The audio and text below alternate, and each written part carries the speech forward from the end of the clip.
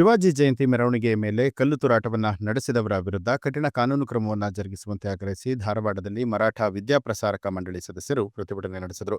ಬಾಗಲಕೋಟೆಯ ಕಿಲ್ಲಾ ಓಣಿಯಲ್ಲಿ ಛತ್ರಪತಿ ಶಿವಾಜಿ ಮಹಾರಾಜರ 399ನೇ ಜಯಂತ್ಯುತ್ಸವದ ಭವ್ಯ ಮೆರವಣಿಗೆ ವೇಳೆಯಲ್ಲಿ ಕೆಲ ಮತಾಂಧರು ಕಲ್ಲು ತೂರಾಟ ಮತ್ತು ಚಪ್ಪಲಿ ಎಸೆದು ಅಪಮಾನ ಮಾಡಿದ್ದಾರೆ.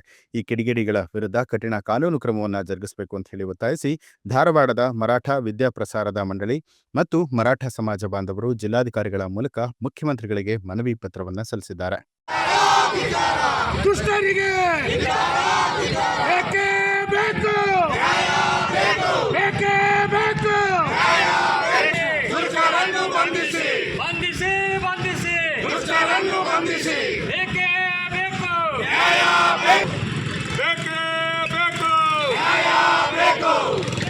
ಶಿವಾಜಿ ಮಹಾರಾಜರ ಜಯಂತಿ ಹಾಳು ಮಾಡಿದ ದುಷ್ಟರಿಗೆ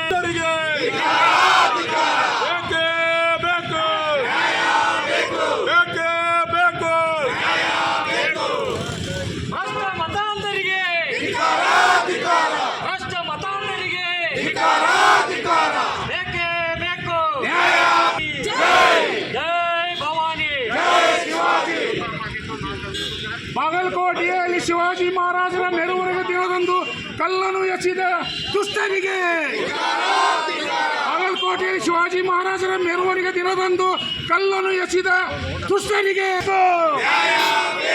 ಬಂಧಿಸಿ ಬಂಧಿಸಿ ಬಂಧಿಸಿ.